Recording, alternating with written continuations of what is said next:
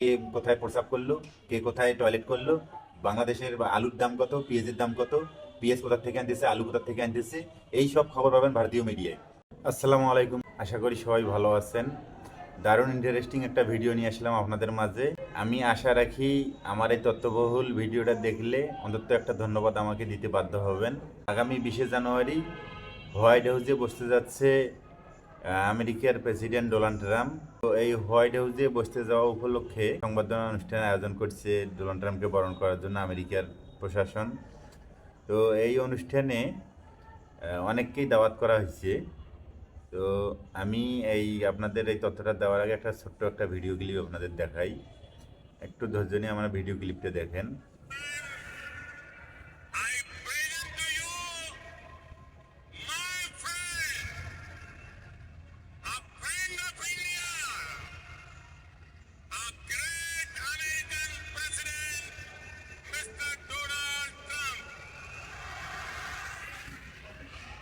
ভারতের প্রধানমন্ত্রী নরেন্দ্র মোদী তার ম্যাক্সিমাম বক্তব্য এবং ম্যাক্সিমাম ভাষণে ডোনাল্ড ট্রাম্পের সবচেয়ে ঘনিষ্ঠ বন্ধু, ডোনাল্ড ট্রাম্পের সবচেয়ে কাছের মানুষ এবং ক্লোজ ফ্রেন্ড হিসেবে নিজেকে উপস্থাপন করে।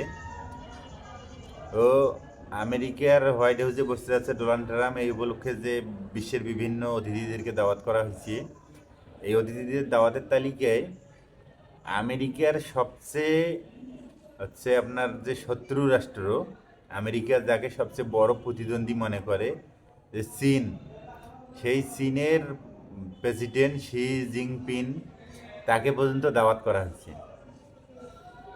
আমেরিকার সবচেয়ে বড় প্রতিদ্বন্দ্বী, আগামীর বিশ্বে আমেরিকার জন্য হুমকি যে চীন, সেই চীনের প্রেসিডেন্ট শি জিনপিংকেও দাওয়াত করা হয়েছে।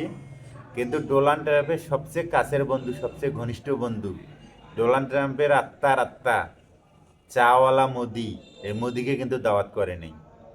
আসলে এই মোদি, এই যে ভারতীয় এই জাতিটাকে একটা হাস্যকর জাতিতে পরিণত করছে এই মোদি সরকার আসিয়ে। ভারতীয়দের একটা সম্মান ছিল, আপনার মনমোহন সিং যখন ভারতের প্রধানমন্ত্রী ছিলেন, তখন ভারতীয়দের একটা আলাদা সম্মান ছিল, ভারতীয়দের সব রাষ্ট্রের সাথে একটা ভালো সম্পর্ক ছিল। কিন্তু মনমোহন সিংয়ের পর যখন থেকে নরেন্দ্র মোদী ভারত শাসন করা শুরু করছে, তখন থেকে ভারতীয়দেরকে মানুষ একটা আলাদা চোখে দেখে, মানে একটা হাস্যকর জাতিতে এরা পরিণত হয়ে গেছে, জোকার জাতি।